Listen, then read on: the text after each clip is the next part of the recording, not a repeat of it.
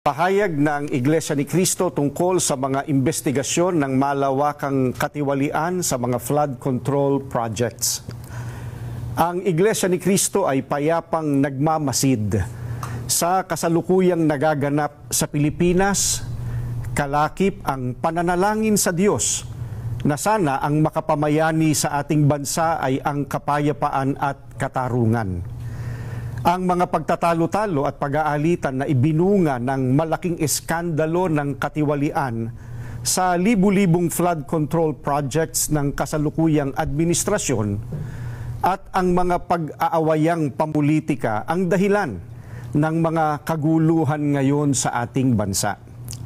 Nakita namin ang ginawang hakbang ng pamahalaan sa layuning alamin ang punot dulo ng mga napaulat na mga anomalya sa mga nasabing proyekto.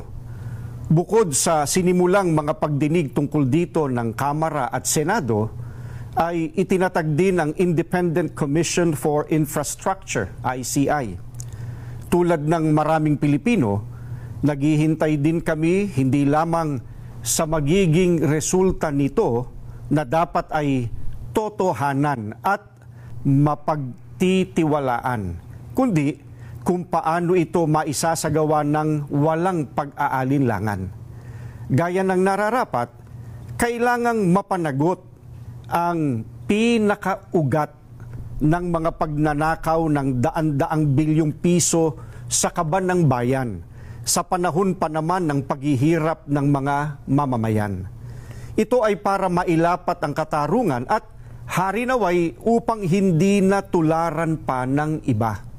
Subalit, hindi ito magagawa kung ititigil na ang investigasyon ng Senado gaya ng napapabalitang gagawin ng liderato nito dahil sa hindi malinaw na dahilan.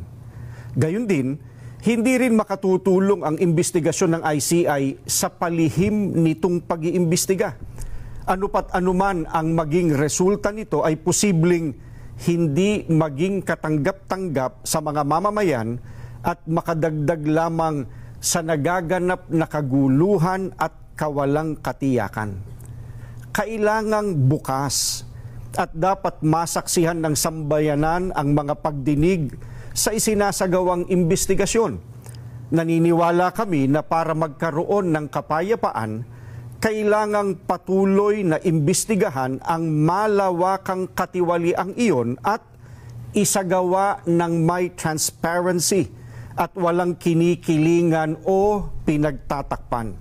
Isa itong kahayagan ng sinseridad ng mga kinauukulan. Nakalagda po ang kapatid na Eduardo V. Manalo, ang tagapamahalang pangkalahatan ng Iglesia ni Cristo. Maraming salamat po.